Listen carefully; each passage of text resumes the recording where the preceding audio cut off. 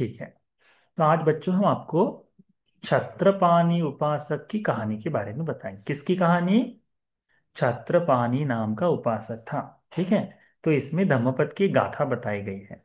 हाँ, उस गाथा को पहले मैं बोल देता हूँ, उसके बाद आप लोग दोहराइए और फिर मैं उसकी कहानी बताऊंगा आपको।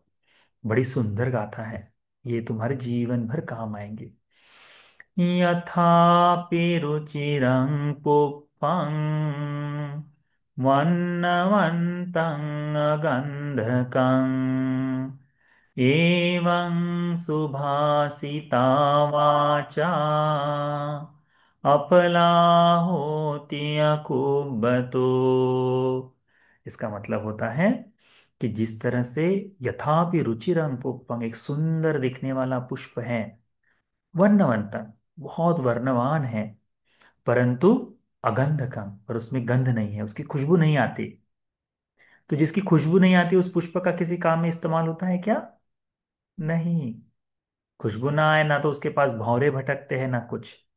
तो गंध रहित, सुगंध रहित पुष्प ऐसे ही समझा जाता है। तो वैसे ही एवं सुभाषिता वाचा, ये भगवान का जो धर्म का उपदेश दिया गया है, ये सुंदर वाणी है ना, ये सुंदर वाणी ये अफला होती अकुबतो, यदि इसको धारण नहीं करे, यदि इसका अपने जीवन में इस्तेमाल नहीं करे, तो ये व्यक्ति के किसी काम की नहीं। उसी तरह जैसे दिखने में सुंदर फूल है परंतु उसमें गंध ही नहीं, सुगंध ही नहीं है। ठीक है।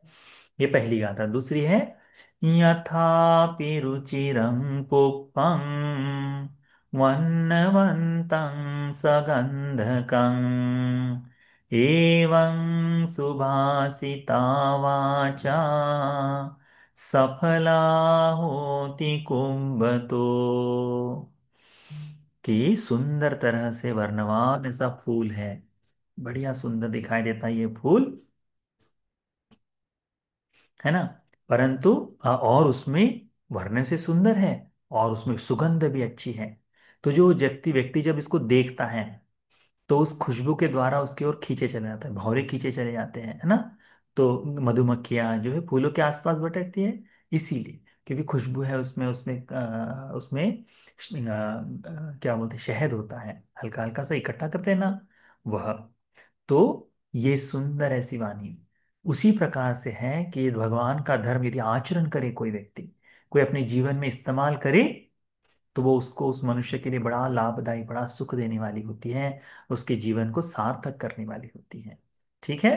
तो ये दूसरी गाथा है। ठीक है, इसकी कहानी हम बताएंगे। ठीक है। बड़ी सुंदर सी है, बहुत छोटी सी कहानी पर बहुत लाभ वाली है। एक है ना, भगवान बुद्ध जी जब श्रावस्ती में ही थे तब की ये देशना है। तो श्रावस्ती में छत्रपाणि नाम का एक उपासक रहता था। ठीक है, उपासक का नाम क्या है? छत्रपाणि। ठीक। तो छत्रपाणि नाम का उपासक रहता था।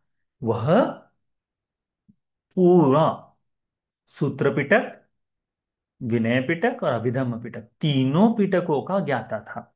यानी भिक्षुओं के नियम भी उसको मालूम थे, अभिधर्म के बारे में भी उसे पता था, और सूत्रों को तो पूरा ही याद हो गया था, उसे अच्छी तरह से जानता था। और वो धर्म में तीसरे पद पर विद्यमान था। तीसरा पद क्या है धर्म का? पहला है श्रोतापन्न, दूसरा है सकृतागामी, तीसरा कौन सा है? अनागामी। क्या है? अनागामी। तो तीसरे फल पर वह विद्यमान था। तो वह किसी दिन प्रातःकाल में उपोषद को लेकर, उपोषद जानते हैं ना आप लोग? हाँ, अमावस्या पूर्णिमा के दिन आठ सील धारण करते हैं ना, तो वो लेकर भगवान के यहाँ धर्म सुनने के लिए गया। ठीक है। और वहां पे भी दूसरे लोग भी उस समय उपोषित लेकर आए थे। एक बात याद रखो बच्चों, तुम जो उपासक हो, हम लोग जो उपासक है ना, तो आप लोगों को केवल श्रोतापन्न बनने तक तुमको धर्म का पालन करना है। ये जो उपोषित के सील है ना, तब तक करना है। उसके बाद अनागामी जो है, अनागामी को उपोषित के सील पालन करने की आवश्यकता नहीं। क्यों? क्योंकि उसका जीवन जो है स्वभावता ही उपोषित वाला हो जाता है। यानी उसका पूरा जीवन उपोषित में जितने सील होते हैं वैसा ही वो सामान्य जीवन जीता है। तो आ, वह भगवान के पास धर्म सुनने के लिए गया। अब धर्म सुनने के लिए जाने के बाद हुआ ऐसा कि जब वो धर्म सुनने के लिए बैठा, तब उपोषित लिए है, धर्म सुन रहा है। किससे धर्म सुन रहा है? हमारे भगवान बुद्ध जी से धर्म सुन रहा है। अब धर्म सुनते समय राजा वहां पर आए। राजा प्रसेनजीत कौशल नरेश जो है, वो आए। अब जब राजा आता है ना बच्चों, तो उसको सम्मान देते, जैसे तुम्हारे स्कूल में टीचर आ जाए और तुम बैठे हो, तो टीचर आने के बाद तुम लोग सब खड़े हो जाते हैं कि नहीं? अब पता नहीं अभी अब वो एटिकेट रहे कि नहीं अभी, क्योंकि अभी तो पैसा देकर स्कूल में जाते हैं, तो टीचर आकर खड़ा रहे तुम बैठ जाओ, ऐसा रहता है ना। पर पहले के इसमें होता था, जब टीचर आती थी ना, तो सब लोगों को खड़ा होना पड़ता था और बोलना पड़ता, गुड मॉर्निंग टीचर, ऐसा करके, गुड आफ्टरनून टीचर, ऐसे करके बड़े इससे बोलना पड़ता था। तो आज भी कोई बड़ा व्यक्ति आ जाए तो हम लोग सब खड़े हो जाते हैं कि नहीं? भंते जी लोग आ जाए तो खड़े हो जाते हैं। राजा है तो राजा का तो बड़ा सम्मान करना पड़ता है। तो जब धर्म का उपदेश चल रहा था तब राजा प्रसेनजीत आए। अब वो सुनने के लिए धर्म गया है, अब धर्म उतना यानी सुनने के लिए बैठा हुआ है, भगवान बुद्ध जी बैठे हैं। अब उसके सामने ये जब प्रसेनजीत राजा गए, तो कुछ लोग राजा को देखकर खड़े हो जाते हैं। परंतु ये जो उपासक है, क्या नाम है उसका? छत्रपाणी उपासक, ये एक जगह पर बैठा ही रहता है। पता है क्यों? उसके मन में आता है, ये तो राजा है, तो मैंने इसका सत्कार करना चाहिए क्या, इसका सम्मान करना चाहिए क्या? अब कहीं दूसरी जगह हो तो करेगा, पर वो सोचता है कि राजाओं के राजा, यानी जहां राजा भी आकर नतमस्तक होता है, वे भगवान बुद्ध जी यहां विराजमान हैं। उन बड़े राजा के सम्मुख, जो जिन्होंने सभी लोगों पर राज करते हैं भगवान, वे जब यहाँ हैं, तो मुझे इस छोटे से राज्य में राज्य करने वाले राजा के सामने सम्मान दिखाने की जरूरत नहीं है। तो राजा इतना तो समझदार होगा, इसीलिए कुछ नहीं। तब राजा देखता है कि ये छत्रपाणी उपासक भगवान के सामने बैठा है और खड़ा नहीं हुआ।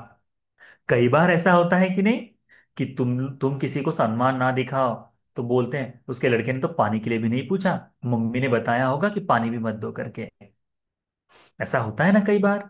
कई बार होता है कि कैसे बताते हैं कि अच्छा किसी का सम्मान नहीं करना। तो राजा के मन में गुस्सा आया कि अच्छा ये छत्रपाणी है, बड़ा अहंकारी है, हाँ बड़ी अकड़ दिखा रहा है, मैं तो इसे देख लूंगा, इस तरह से उसके मन में, राजा के मन में आया। अब भगवान धर्म का उपदेश करते हैं, तो राजा के मन में क्या चल रहा है कि इस छत्रपाणी उपासक ने मुझे सम्मान नहीं दिखाया। तब राजा भगवान बुद्ध जी राजा के मन की बात जानते हैं और कहते हैं कि महाराज, ये जो है बुद्धिमान लोग जो है ना, वह श्रेष्ठ लोगों के सामने होते हुए उनका उपस्थान, यानी उनके आगमन पर जो सत्कार सम्मान दिखाया जाता है, वो न करने पर भी रुष्ट नहीं होते, क्रोधी नहीं होते। ठीक है, ये भगवान बताते हैं। तो वो छत्रपाणी के बारे में थे कि छत्रपाणी तो भगवान के प्रति सम्मुख श्रद्धावान है ना, महाराज इसके प्रति क्रोध मत करो। परंतु फिर भी भगवान ये छत्रपाणी के गुण गाता है। गुणगान भगवान बुद्ध जी छत्रपाणी के गुण गाते हैं, ठीक है, बताते हैं अच्छे अलग तरह से। तो राजा के मन में आता, अच्छा गुणवान तो गुण तो बताए जा रहे हैं, परंतु मैं आया तो खड़ा भी नहीं हुआ, मैं आया तो मुझे सम्मान नहीं दिखाया, ऐसा उसके मन में बैर भर जाता है। पर भगवान बोल रहे हैं इसलिए कुछ कर सकता है क्या? नहीं कर सकता। तो होता ऐसा है कि एक दिन महाराज अपने महल पे बैठे खड़े रहते हैं, महल की छत से ऐसे अपने राज्य के बाहर बालकनी में देख रहे हैं। तो छत्रपाणी अपना, छत्रपाणी जो उपासक है ना, अपने छाता वगैरह ताने हुए, सर के ऊपर ताने हुए चलते रहता है। अब छत्रपाणी नाम है उसका, यानी छत्र लेकर चलने वाला व्यक्ति है ना, उस तरह से। तो और धनवान उस तरह से तो वो है, अनागामी भी है। तो छलता लेकर चल रहा है। पर जैसे ही राजा का महल आता है, क्या करता है? छाते को नीचे कर देता है, छाते को उतार देता है। क्यों? राजा को सम्मान दिखाने के लिए। और वो निकाल देता है। ठीक है। तब तब राजा उसको देखते हैं, और यानी वहां से जा रहा है तो छत्रपति को बुलाते हैं। अब छत्रपाणी को बुला देते हैं राजा। तो राजा के सामने आकर छत्रपाणी है बड़ा सम्मान दिखाता है, बड़ा गौरव दिखाता है। राजा उसको पूछते हैं कि छत्रपाणी, उस दिन जब मैं आया था वहां पर, तो तुमने राजा के सम्मुख आने पर क्यों खड़े नहीं हुए, उनका क्यों अभिवादन नहीं किया, उनका क्यों सम्मान नहीं किया? तो कहते हैं कि महाराज, मैं तो आप राजा होने के कारण सदैव ही सम्मान करता हूँ। जैसे आज मैंने सम्मान दिखाया, वैसे मैं तो सदैव सम्मान करता हूँ। ऐसा नहीं कि नहीं।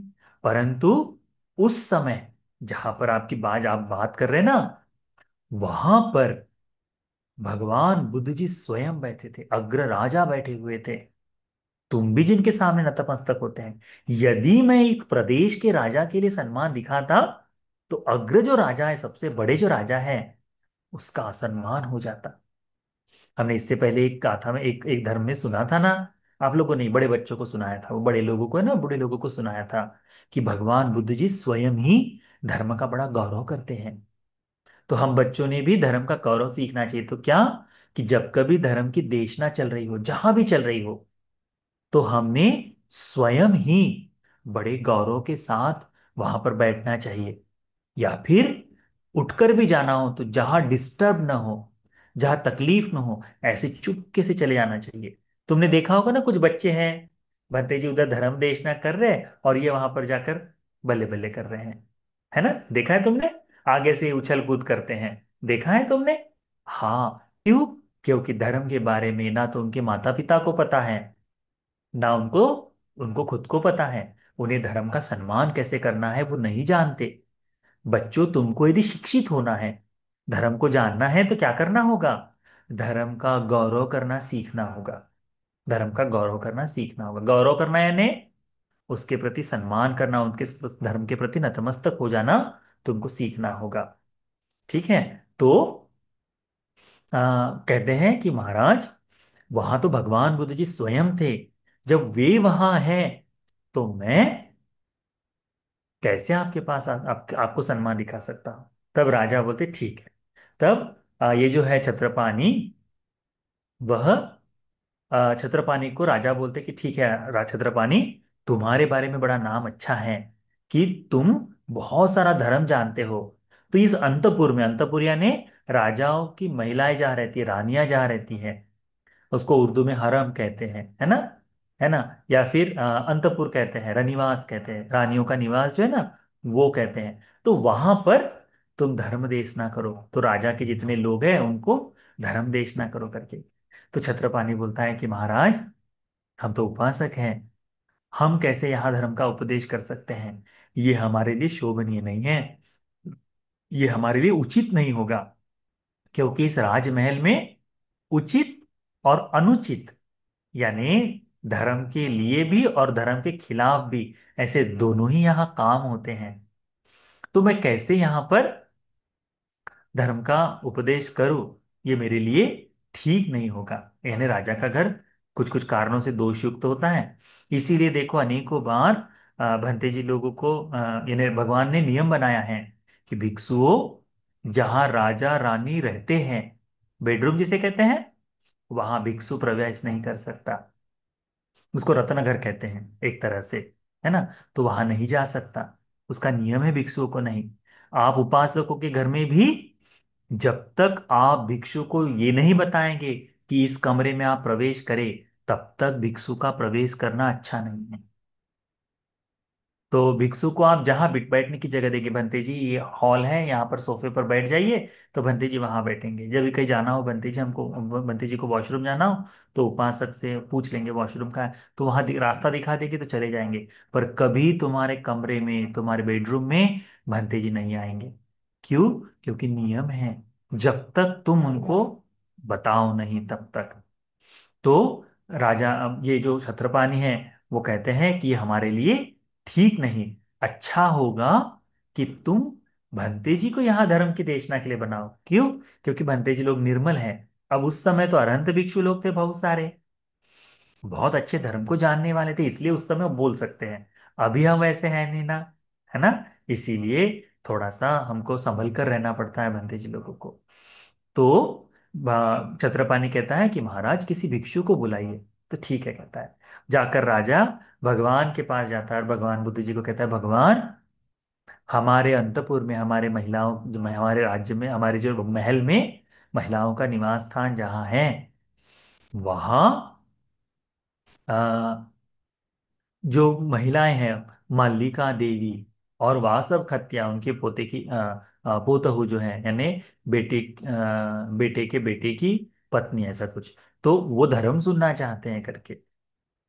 तो धर्म सुनना चाहते हैं तो आप, अच्छा होगा कि 500 भिक्षुओं के साथ मेरे घर, मेरे यहाँ, मेरे राजमहल में प्रतिदिन धर्म की कथा सुनाए, प्रतिदिन धर्म का उपदेश करे। कितने, 500 भिक्षुओं के साथ प्रतिदिन आए और क्या करे, उपदेश करे। अब भगवान बुद्ध जी प्रतिदिन किसी के घर जा सकते हैं क्या? नहीं जा सकते। भगवान ने कहा, महाराजन, बुद्ध प्रतिदिन कहीं भी धर्म का में बंध कर कि भाई मैं तो, हाँ मैं डेली करूंगा करके उस तरफ बंध नहीं जाता। अब जैसे हम डेली धर्म का उपदेश करते हैं ना, अभी कहीं भी चले जाएं, जैसे आज हम इस समय बैठे बोध गया में बैठे हैं, हमारा बुद्ध ज्ञान आश्रम है ना, तो बोध गया में बैठकर धर्म का उपदेश कर रहे हैं। ठीक, पर यदि अभी अभी सुविधा है उसकी, इसलिए कर सकते हैं। भगवान तो चारिका पर रहते, घूमते रहते, तो कैसे कर पाते? तो भगवान ने कहा कि राजन, भगवान बुद्ध जी एक जगह रुक कर प्रतिदिन जहां बंध कर धर्म का उपदेश नहीं करते। तो कहता है राजा कि भगवान, किसी अन्य भिक्षु को आप बताएं कि यहाँ प्रतिदिन आकर करे। तो भगवान बुद्ध जी देखते कि कौन अच्छा है, एक ही भिक्षु उस तरह से धर्म के लिए उपदेश करने में सक्षम दिखते हैं, वो है आनंद भंते जी। ठीक है, आनंद भंते जी। तो आनंद भंते जी को डेली धर्म देशना के लिए जाने के लिए बताया। अब आनंद भंते जी डेली उनके यहाँ राजनिवास में वहां जाते हैं, महल में, और डेली धर्म का उपदेश करते हैं। अब जब डेली उपदेश कर रहे, रोज रोज सुन रहे हैं, तो बहुत सारे उपासक उपासिकाएं ना धर्म को सुन रही हैं वहां पे। जितने रानी के निवास पर रहने वाले लोग हैं, दास दासियों से लेकर सारे लोग सुन रहे हैं। तो भगवान बुद्ध जी एक बार पूछते हैं कि भगवान पूछते हैं कि आनंद, तुम जो धर्म का उपदेश बता रहे हो, क्या ये उन उपासिकाओं को सुनने में, समझने में आता है? क्या वो इस धर्म का पालन कर रहे हैं?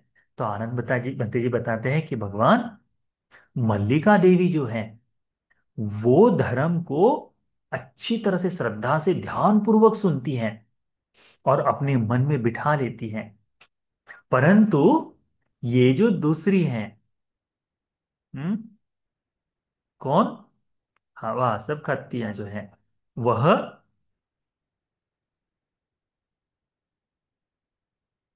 न तो धर्म का सत्कार करती है, न गौरव से धर्म सुनती है, न एकाग्र होती है, और ना ही उसे धर्म समझ में आता है, ना ही वो अपने मन में उसे धारण कर सकती है। जैसे हम बता रहे हैं, तो उसकी बात तुमको याद भी तो होनी चाहिए ना, नहीं तो इधर से सुन ले, इधर से निकाल दिए तो कैसे होगा?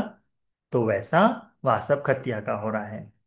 तो भगवान सुनते कि अच्छा। फिर भगवान बुद्ध जी ये बताते कि भिक्षु, मेरे द्वारा उपदेशी जो धर्म है, सावधानी पूर्वक न सुनने वालों के लिए, न समझने वालों के लिए, ना ही मन में धारण करने वालों के लिए, ये उसी तरह से बिना काम का है, निष्फल है, उसका कोई लाभ नहीं। जैसे गंधहीन पुष्प हो, जिसकी सुगंध ही नहीं हो, वो फूल किसी काम का नहीं होता, है ना। इस तरह से भगवान बताते।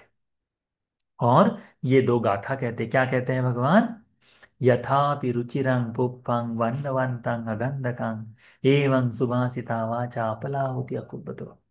भगवान कहते हैं कि ये सुंदर धर्म का उपदेश है, परंतु यदि इसका अर्थ किसी की समझ में न आए, इसका इस्तेमाल न करे, तो ये उसके लिए बिना काम का है। जैसे सुंदर दिखने वाला फूल सुगंध से, बिना बिना सुगंध के हो, तो वो बिना काम का हो जाता है। वैसा ही ये धर्म भी उसके किसी काम का नहीं।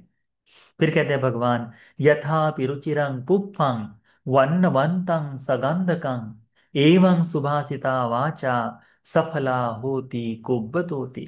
भगवान कहते हैं कि यह जो धर्म का उपदेश है, ये बहुत ही श्रद्धा से यदि कोई सुनता है, समझता है, अभ्यास करता है, तो ये उसके लिए सार्थक हो जाता है, उसका जीवन परिपूर्ण कर देता है। उसी तरह से जैसे सुगंधित फूल व्यक्ति के काम में आता हो।